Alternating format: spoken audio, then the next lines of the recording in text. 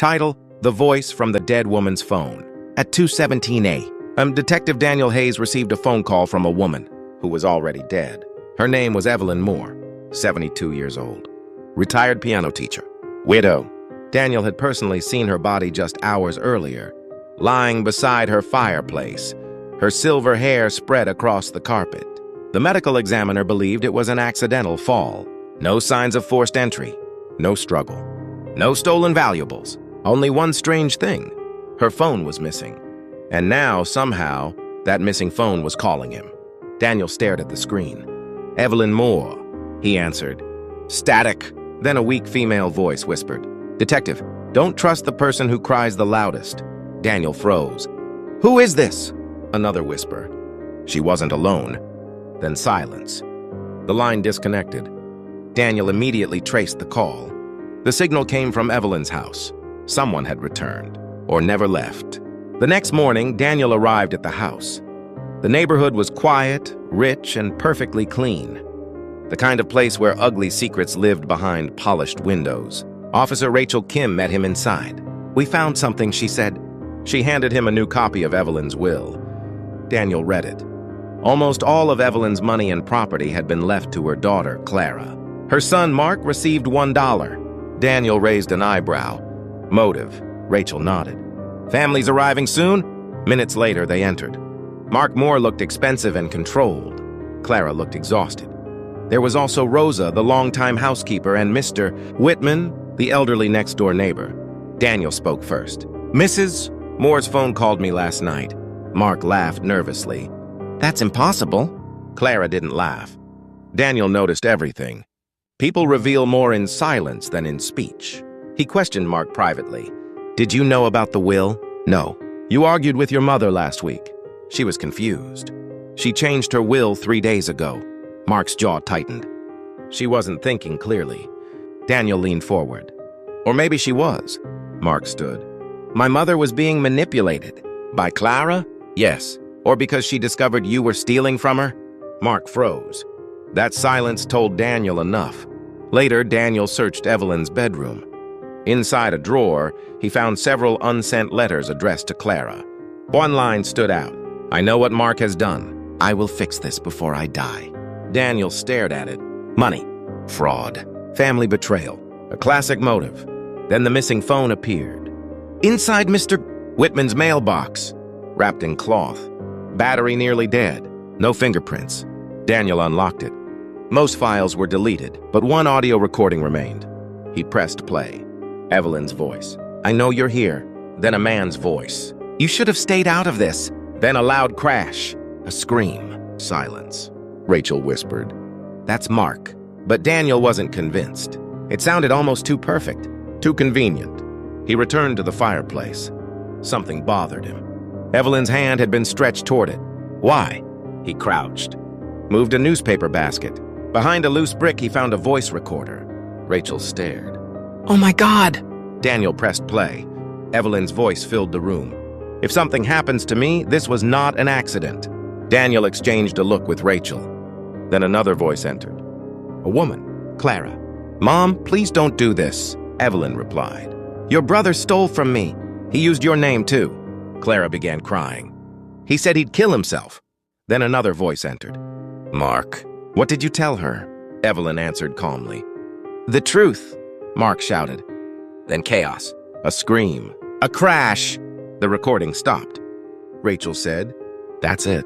But Daniel kept listening. Then he heard something unusual. 3 soft piano notes. He looked at the piano. C, A, B. Daniel pressed the same keys. Rachel frowned. Cab? Daniel looked outside. A yellow taxi sat in Whitman's driveway. Mr. Whitman had once driven cabs. Daniel went next door immediately. Whitman looked terrified before Daniel even spoke. You were there? Whitman slowly nodded. Evelyn called me. She said she was afraid. Did Mark kill her? Whitman sat heavily in his chair. No. Daniel waited. Whitman whispered. Clara pushed Mark. Daniel said nothing. She thought Mark was going to hit Evelyn. She shoved him. Mark fell into his mother. Daniel's chest tightened. She hit her head? Whitman nodded. But she was alive. Daniel leaned closer. What happened next? Whitman's hands shook. Clara screamed for an ambulance. And Mark refused. Daniel went still. Whitman looked sick. He said if police came, everything would come out. The fraud, the money, everything, Daniel whispered. So he let her die. Whitman nodded, tears forming. Daniel asked the final question. Who called me? Whitman shook his head. Not me. That left only Clara. Daniel found her alone in Evelyn's bedroom. She looked strangely calm. You know, she said, most of it. Daniel placed Evelyn's phone beside her. You called me. She nodded. How? My mother recorded voice reminders. Medication alarms. Notes to herself. Daniel understood. You edited one? Yes. Why? Because I was scared. Daniel sat down. You could have told the truth. Clara laughed bitterly. Which truth? Daniel said nothing. She continued. The truth that my brother ruined us? That my mother kept protecting him? That I caused the fall? Daniel answered softly. The one that matters. Clara finally broke. Tears streamed down her face. I didn't mean to hurt her. Daniel remained silent. Mark moved toward Mom. I thought he was going to hit her. So you pushed him? Yes. He fell into Evelyn. Yes. Was she alive? Clara nodded. For 12 minutes. Daniel closed his eyes. 12 minutes. An accident became something worse, Clara whispered. I wanted to call for help, but Mark stopped you. He took both phones. Then how did Evelyn's phone call me? Clara looked at him.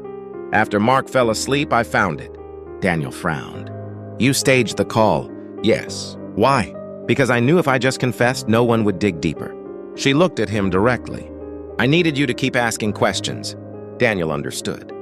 The phone call wasn't a ghost. It was bait, a desperate act by a guilty woman who wanted justice but feared punishment. Mark was arrested that night. Fraud, financial abuse, destruction of evidence, failure to provide medical aid, manslaughter. Clara was charged as well.